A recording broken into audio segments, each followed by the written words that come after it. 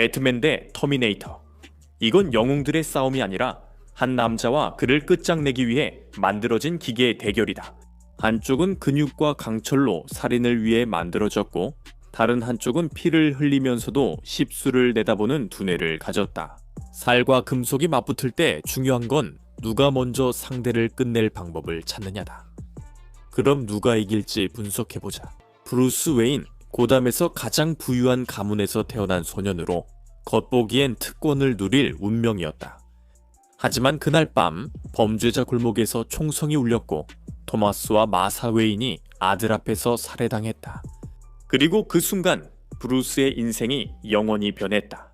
그는 자신의 모든 것, 재산과 지성, 그리고 몸까지 범죄와의 전쟁에 바치겠다는 불가능한 맹세를 했다. 그리고 그 맹세로 인간을 초월한 존재가 태어났다. 범죄자들이 뼛속까지 두려워하게 될 무언가. 그는 배트맨이 되었다. 이제 배트맨에 대해 중요한 점이 있다. 신들과 외계인, 괴물들이 존재하는 세상에서 평범한 인간이라면 상대가 안 될 거라고 생각할 수 있다. 하지만 브루스는 결코 평범하지 않다. 그는 인간의 한계를 넘어설 정도로 자신을 단련했다. 이 남자는 1000파운드 이상 벤치프레스하고 강철을 찢으며 수톤의 상대도 쓰러뜨릴 수 있다. 그의 주먹은 벽을 무너뜨리고 그의 발차기는 메타휴먼들을 공중으로 날려버린다. 사람들은 배트맨이 인간일 뿐이라 하지만 자세히 보면 슈퍼 솔저들과 비슷한 수준임을 알 수 있다. 만약 미국의 캡틴 아메리카가 인간 잠재력의 근본이라면 배트맨도 그와 어깨를 나란히 한다. 지구력도 배트맨은 갖추고 있다. 배트수트 없이도 브루스는 다른 사람이라면 죽었을 고통을 견뎌냈다. 원더우먼, 베놈, 강화된 베인, 데스스트로크에게 맞은 것도 포함된다. 그리고 아머를 입었을 때는 총알, 폭발, 전기, 그리고 아쿠아맨, 프로페서 줌, 심지어 슈퍼맨에게서 받은 공격도 버텨냈다. 가끔 그들이 힘을 아끼지 않을 때도 있었다.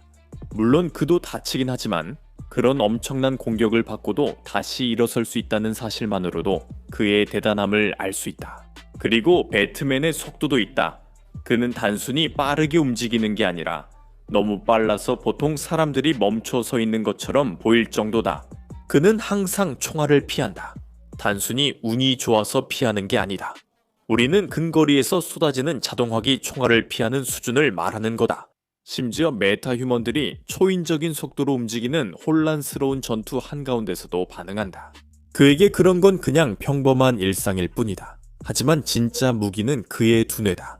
배트맨은 디텍티브 코믹스에서 최고의 무술가 중 한 명으로 인정받는다. 그는 인간이 알고 있는 모든 격투기를 마스터했을 뿐만 아니라 몇몇 외계 무술까지도 익혔다. 그는 싸우는 도중에도 격투 스타일을 바꿀 수 있고 상대의 다음 움직임을 예측하며 마치 뇌가 생각하기도 전에 몸이 먼저 반응하는 것처럼 본능적으로 싸운다. 그는 자신의 실력을 입증해왔다. 레이디 시바, 브론즈 타이거, 카라테 키드 등 최강의 무술가들과 싸웠다. 이들은 가장 위험한 인물들이다. 대부분 브루스는 싸움뿐만 아니라 뛰어난 두뇌와 적응력으로 상대를 이긴다. 다양한 장비도 빼놓을 수 없다. 베터랑, 크립토니안도 날려버릴 수 있는 폭발물, 수만 볼트의 전기무기, 소닉 수류탄, 기절가스 등 뭐든지 있다. 이 모든 것이 유틸리티 벨트에 들어있다. 모든 도구에는 각각의 목적이 있고 배트맨은 전투의 한가운데서 그것들을 완벽하게 사용하는 방법을 알고 있다. 하지만 결국 배트맨을 두렵게 만드는 것은 장비나 훈련이 아니라 바로 그 천재성이다. 그는 뛰어난 전략가이자 전술가로 그의 계획은 신들조차 쓰러뜨릴 수 있다. 슈퍼맨 자신도 그렇게 말했다. 배트맨은 지구에서 가장 위험한 남자다.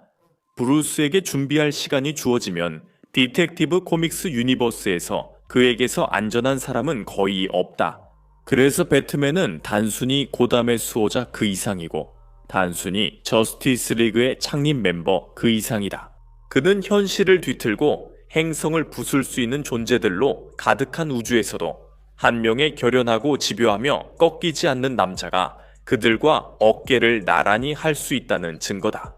그는 신도 아니고 외계인도 아니며 어떤 실험으로 강화된 존재도 아니다.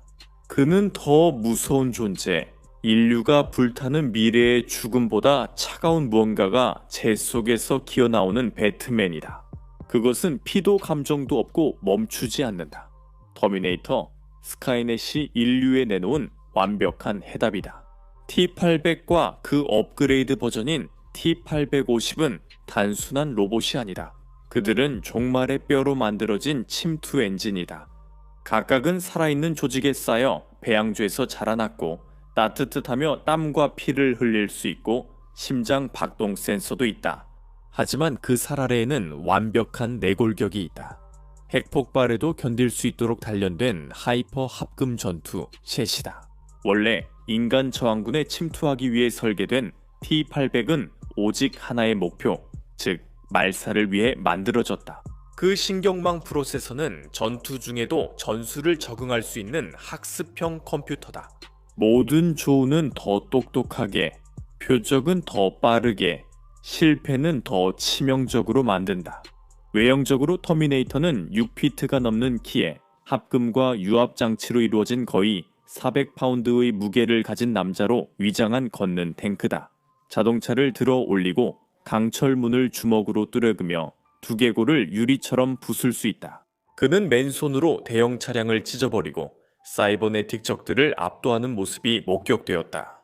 그래서 터미네이터와 다크호스 코믹스 인필트레이터에서는 산탄총 근거리 공격도 목이 물린 것처럼 느껴진다. T800은 콘크리트 장벽을 찍고 심지어 대전차 탄약도 맞으면서 계속 걸어다녔다. 그리고 그게 바로 무서운 점이다. 그들은 멈추지 않는다. 불태우고 쏘고 짓밟아도 임무가 끝날 때까지 기어서라도 따라온다. 그들은 용융 강철, 고전압 감전, 플라즈마 사격, 미사일 공격도 견뎌냈다.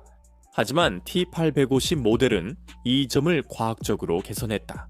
업그레이드된 파워셀이 기존의 핵 배터리를 대체해 훨씬 더 강한 내구성과 힘을 제공한다. 이 모델은 수년간 연속으로 작동할 수 있다. 인간의 눈이 깜빡이는 것보다 더 빠르게 위협에 반응할 수 있고 적외선, 자외선, 음향 센서를 통해 여러 움직이는 표적을 동시에 추적할 수 있다. 내골격은 초고밀도 합금으로 도금되어 있어 59경 탄환과 플라즈마 에너지를 견딜 수 있다. 유압 서버는 방폭문을 뚫고 317kg 표적을 방 밖으로 던질 수 있다. 하지만 터미네이터는 괴력뿐 아니라 전술적 정밀함도 지녔다. 우리는 터미네이터가 적의 패턴을 밀리초 만에 분석하고 인간 병사들을 매복 공격하며 재프로그래밍 되었을 때는 스카이넷조차 능가하는 지능을 보여주는 것을 봤다. 침투형 유닛들은 인간의 말투, 감정, 행동까지 완벽하게 흉내내서 노련한 저항군 지도자들조차 너무 늦을 때까지 속아 넘어갔다. T800은 속도와 반응력이 일반 전투 범위를 뛰어넘으며 빠른 차량도 추적할 수 있다. 근거리 총격을 피하고 폭발 중에도 즉각 반응했다. 이것은 터미네이터의 처리 속도와 움직임이 충분히 초인적인 범위에 있음을 보여준다. 터미네이터는 임무에 따라 플라즈마 소총, 미니건, 로켓 발사기 등 다양한 무기를 사용한다. 어떤 것이든 터미네이터의 정밀함의 연장이 될 수 있지만 가장 위험한 무기는 그 인내심이다. 지치지 않고 망설이지 않으며 결코 사냥을 멈추지 않는다. T2에서 터미네이터는 총알 세례 속을 아무렇지 않게 걸어가며 각 총알의 궤적을 계산하고 자신의 몸이 녹아내리는 와중에도 조준을 조정했다. T800의 가장 큰 강점은 두뇌다. 그 신경망 덕분에 학습하고 진화하며 재프로그래밍 될 경우에는 의식과 비슷한 무언가까지도 발전시킬 수 있다. 존 코너를 보호했던 가디언 모델에서 우리가 봤던 것처럼 말이야. 하지만 착각하지 마. 그 재프로그래밍이 없어진다면 터미네이터는 도덕적이지 않아.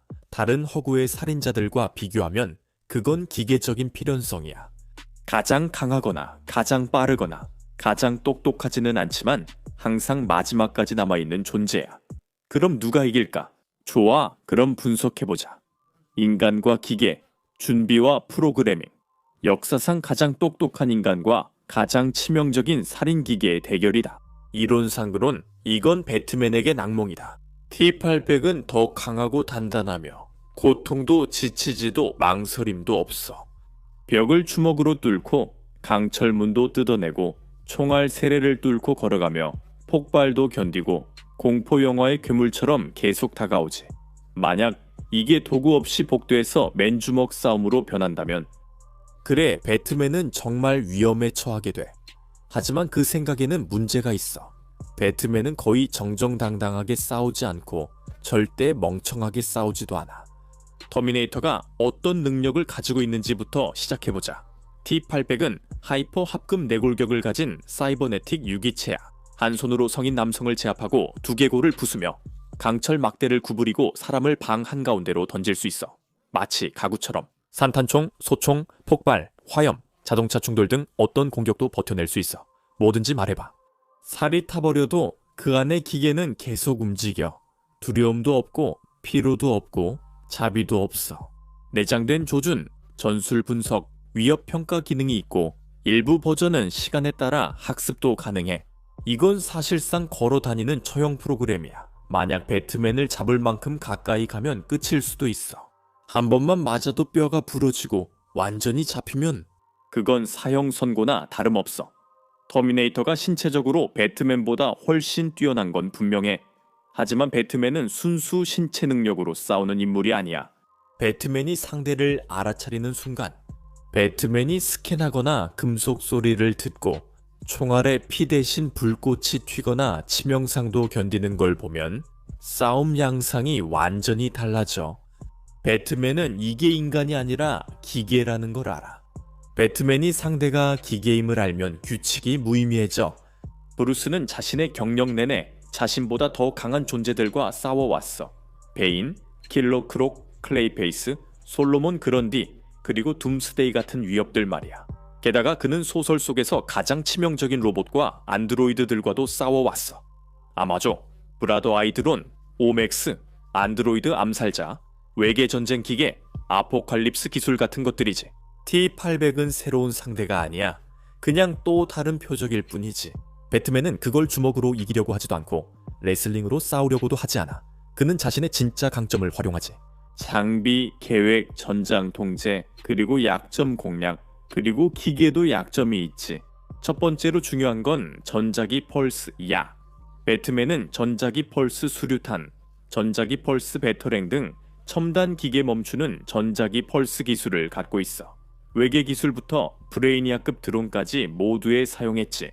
터미네이터는 전자장치로 움직여. 물론 첨단 전자장치지만 그래도 전자장치야.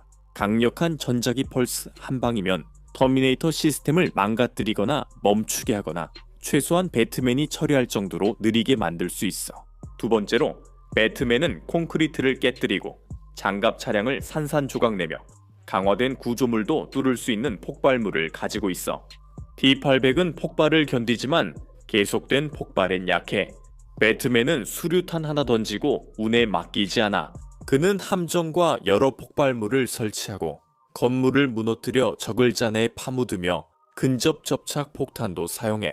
몇 번의 직접적인 타격만으로 끝나진 않겠지만 지속적인 폭격은 확실히 T-800을 무력화시킬 수 있어. 세 번째, 동결과 격리야. 배트맨은 냉동 기술, 냉동 수류탄, 냉기 무기, 액체 질소 시스템을 보유하고 있어. T-1000은 냉동에 약하고 T-800도 관절이 잠기고 서보가 멈춰 극한 추의 움직임이 느려질 수 있어. 얼려서 제압한 다음 분해해. 최악의 경우에는 그냥 배트모빌로 들이받아. 배트모빌에는 미사일, 중포, 장갑, 관통탄, 전자기 펄스 무기, 충분한 돌진력이 있거든. 탱크와 맞설 만큼 강해. T-800도 강하지만 탱크를 막을 정도는 아니야. 배트모빌이 전속력으로 들이받으면 건물을 뚫고 날아갈 수 있어. 미사일과 EMP까지 추가하면 완벽하지. 그럼 게임은 끝이야. 배트맨의 진짜 초능력은 적응력이야. 터미네이터는 프로그래밍대로 사냥하고 전투하며 정해진 전술만 써. 배트맨은 적을 즉시 분석해. 모든 명중은 그에게 교훈이 되고 빗나간 공격은 데이터가 돼. 몇 분 안에 배트맨은 그게 얼마나 강한지, 얼마나 빠른지, 무엇에 느려지는지, 그리고 특정 무기에 어떻게 반응하는지까지 파악할 거야. 한편 터미네이터는 심리적으로 적응할 수 없고 배트맨보다 더 똑똑하게 생각할 수도 없으며 같은 수준으로 즉흥적으로 대처할 수도 없어. 터미네이터는 유인하지도 않고 허세도 부리지 않으며 환경을 창의적으로 조작하지도 않아. 그냥 앞으로 나아갈 뿐이야. 그리고 그게 바로 배트맨이 원하는 거야. 왜냐하면 배트맨은 함정을 파는 사람이거든. 배트맨은 도시를 무기 시스템으로 바꿔 적들을 좁은 길목으로 유인하고 그림자, 높은 곳의 사각지대, 무너지는 바닥, 자기장, 전기가 흐르는 표면, 가스 구름, 음향 무기까지 사용하지. 뭐든 그에게 통제권을 주는 거지. 만약 이 싸움이 배트맨이 무장하지 않고 복도에서 시작돼 터미네이터가 3m 앞에 있다면 정말 무서울 거야. 그래, 그게 터미네이터에게 가장 좋은 기회야. 하지만 배트맨에게 평소 장비와 그의 환경, 그리고 자신이 싸우는 상대를 파악할 몇 분만 주면 터미네이터는 더 이상 사냥꾼이 아니라 사냥감이 돼. 배트맨은 EMP로 공격하고 냉동 수류탄으로 느리게 만들고 연막탄과 섬광으로 시야를 가리고 배트모빌로 벽을 뚫고 들이받아. 폭발물이 그것을 산산조각내고 결국 기어다니는 금속 해골로 분해돼. 배트맨은 말 길게 안 하고 바로 끝낸다. 이 사람은 신, 외계인, 스피드스터, 현실, 왜곡자까지 대비책을 세워두는 사람이야. 미래에서 온 사이버네틱 암살자는 위험하지. 하지만 배트맨이 감당 못할 수준은 아니야. 그래서 결론을 내리자면 정말 맨손으로 장비와 준비 없이 도망칠 길도 없다면 터미네이터가 이길 수도 있지만 실제 배트맨의 싸움, 즉 장비와 두뇌, 전장 통제까지 포함된다면 배트맨이 압도하지. 터미네이터가 더 강하지만 배트맨이 더 똑똑해. 근육과 두뇌의 전쟁에서는 두뇌가 이긴다. 배트맨이 대부분의 경우 이 싸움을 가져갈 거야.